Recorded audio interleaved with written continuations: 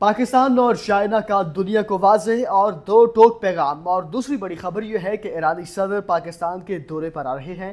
کیا ہونے جا رہا ہے، کیا کچھ اس دورے کے دوران ہوگا، اور اس کی تفصیلات آپ کی خدمت میں پیش کریں گے۔ بسم اللہ الرحمن الرحیم۔ السلام علیکم ناظرین، آپ اپنا ڈیجیٹل چینل دیکھ رہے ہیں۔ میں صدیق اورنگزیب آپ کی خدمت میں حاضر ہوں۔ میرے ساتھ تشریف فرما ہے کیسر خاتون تولی۔ کیسر تولی، السلام علیکم۔ وعلیکم السلام صدیق۔ ناظرین، ویڈیو کا آغاز کرتے ہیں، لیکن اس سے قبل آپ تمام ناظرین سے گزارش ہے کہ ہمارے یوٹیوب چینل کو سبسکرائب کر لیجیے گا تاکہ آنے والی اپڈیٹس بآسانی آپ لوگوں تک پہنچ سکیں۔ ناظرین، سب سے پہلے ذرا بات کر لیتے ہیں پاکستان اور چائنا کی جانب سے کیا پیغام دیا گیا، اس کے حوالے سے بھی آپ کے سامنے رکھیں گے۔ لیکن پاک چین دوستی کے حوالے سے اگر کچھ بات کریں، بالخصوص دہشت گردی کے حوالے سے تھوڑا کیسر خاتون تولی کی جانب بڑھتے ہیں، گفتگو کا آغاز کرتے ہیں۔ کیسر تولی، اگر سب سے پہلے پاک چائنا فرینڈشپ کی بات کریں تو دنیا کو تو واضح پہلے بھی تھا، لیکن اب مزید پاکستان کی پوزیشن بھی واضح ہو گئی، اور چائنا جس طرح پاکستان کے ساتھ کھڑا ہے وہ بھی دنیا دیکھ رہی ہے۔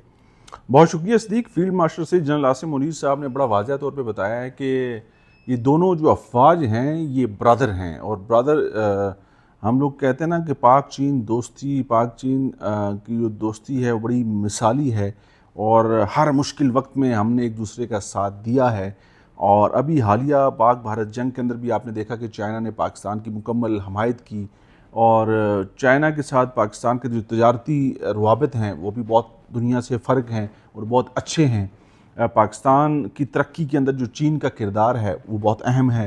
پھر اس کے ساتھ ساتھ دونوں افواج مل کر جو ہے نا، میں اکثر ایک بات کرتا ہوں، آپ اس بات کو ضرور اپنے ذہن نشین کر لیں، اور ریکارڈ پر تو رہتی ہے کہ اگلا جو دور آنے والا ہے نا، جو اگلے 2 4 5 10 سال کے اندر جو دنیا کی طاقتیں اور جو دنیا کے جو نقشہ بدلنے والا ہے نا، اس میں ان ممالک کا بڑا اہم رول ہے، جس میں پاکستان ہے، جس میں چائنا ہے، جس میں ان کے اتحادی اور باقی ممالک ہیں۔ جو یہ کہتے ہیں نا کہ طاقت کا جو شفٹنگ ہے اب اس طرف آ رہی ہے۔ اب جو طاقتور ممالک ہوں گے، اب جن کا طاقت کا جو مرکز ہوگا وہ یہ ایریا ہوگا، جس میں چائنا ہے، پاکستان ہے، یہ ان کے اتحادی جن کا میں ذکر کر رہا ہوں، ٹھیک ہے نا۔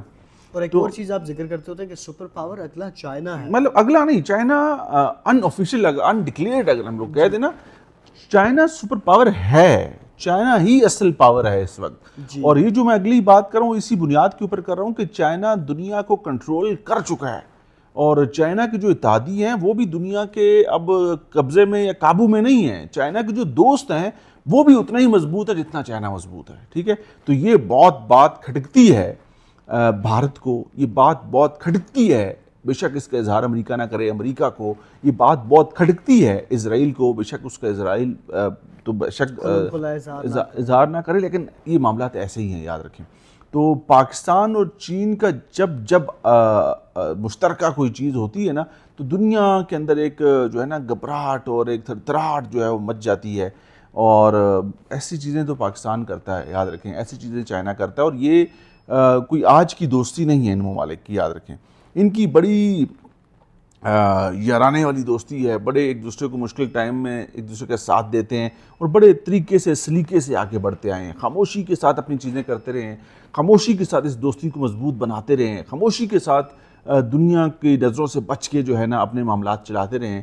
آج اس پوزیشن میں ہیں کہ کوئی چیلنج کرے گا نا چائنا کو، کوئی چیلنج کرے گا پاکستان کو، چاہے وہ امریکہ ہی کیوں نہیں ہے، تو منہ کی کھانی پڑے گی، مکمل برابری کا جواب ملے گا۔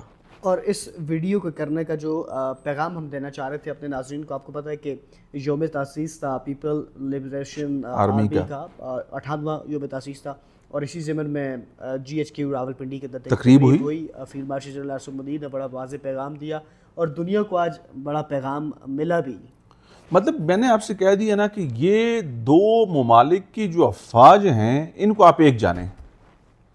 جب کسی جگہ پر ان فوجوں کو کسی کے چیلنج کا سامنا ہوگا، یہ آپ کو ایک ملیں گی، اور ہر جگہ پہ آپ کو پتہ ہے کہ آج کل ٹیکنالوجی کا دور ہے، ہر جگہ پہ آپ نے فزیکل اپیرنس نہیں دینی، اپنی فزیکل پریزنس آپ کی ہونی ضرورت نہیں ہے، آپ ٹیکنالوجی کی مار مارتے ہیں۔ آپ نے دیکھا کہ ہم نے بھارت کا کیسے ایئر ڈیفنس سسٹم جو ہے اس کو جیم کر دیا، آپ نے دیکھا، دنیا نے دیکھا کہ کس طرح اس پاک بھارت جنگ کے اندر جو بھارتی لڑاکا ہتھیاریں ہیں ان کو حرکت ہی نہیں کرنے دی, ان کو مکمل جیم کر دیا اور ان کو مار گرایا. یہ مشترکہ کوششیں ہیں, یہ مشترکہ کاوشیں ہیں. یہ JF-17 تھنڈر جو ہے جس کی آج دنیا کے اندر مانگ اور بات ہو رہی ہے, یہ دونوں کی مشترکہ کاوش ہے. اچھا کیسے تو لی اب تھوڑا ایرانی صدر کے دورہ پاکستان کے حوالے سے بات کرتے ہیں. ابھی سے آج سے ظاہر سی بات ہے شروع ہو گیا ہے دورہ پاکستان ایرانی صدر مسعود پزشکیان کا. تو دورہ پاکستان سے قبل ہم دیکھیں تو پاکستان کے جو پرائم منسٹر ہیں انہوں نے بھی دورہ کیا.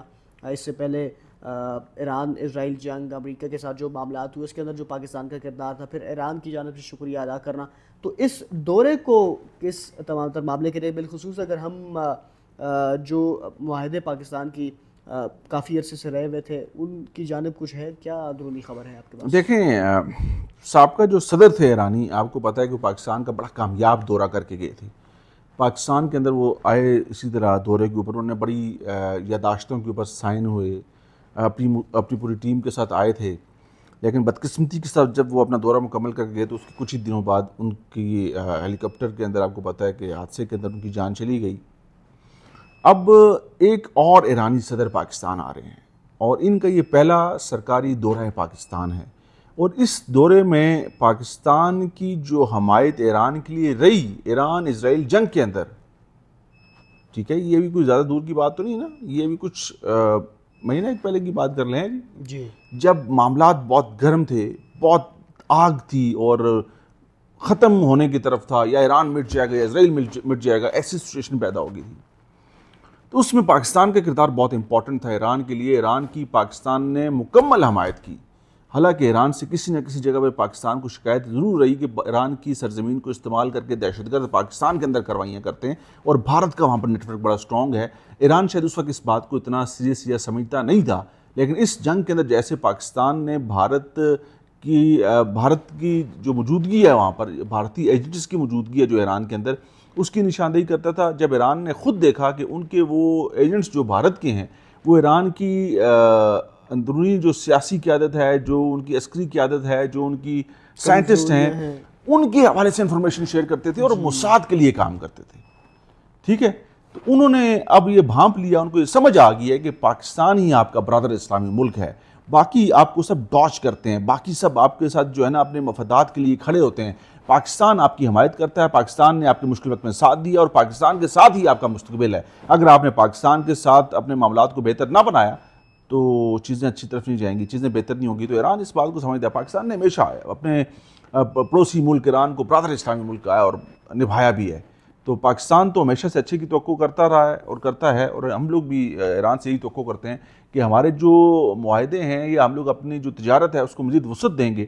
اور ایک ایران پاکستان کا گیس پائپ لائن منصوبہ ہے جو 2008 کے اندر مجھے یاد ہے کہ پیپلز پارٹی گورنمنٹ نے شروع کیا تھا, آصف علی زرداری اس کے مین کرنے والے تھے, اس پروجیکٹ کو لانے والے تھے, وہ ابھی تک مکمل نہیں ہوا. اور ایران کی سائڈ پہ شاید اس پہ بہت زیادہ کام ہو گیا, پاکستانی سائڈ رہتی ہے. میں سمجھتا ہوں کہ اس کے اوپر ضرور بات چیت ہونی چاہیے اور اس کو مکمل اور پایہ تکمیل تک ضرور پہنچنا چاہیے. کبھی امکانات ہیں بات ہونے کے. کیسے تو آپ کا بہت شکریہ. ناظرین ویڈیو کا اختتام کریں گے, اختتام سے قبل ایک بار پھر آپ سے گزارش ہے کہ ہمارے یوٹیوب چینل کو سبسکرائب کر لیجیے گا, ویڈیو کو لائک کیجیے گا, شیئر کیجیے گا اور کمنٹ سیکشن پہ اپنی رائے کا اظہار بھی ضرور کیجیے گا. اسی کے ساتھ مجھے اور کیسر خان تورانی کو اجازت دیجیے. اللہ حافظ. پاکستان زندہ باد.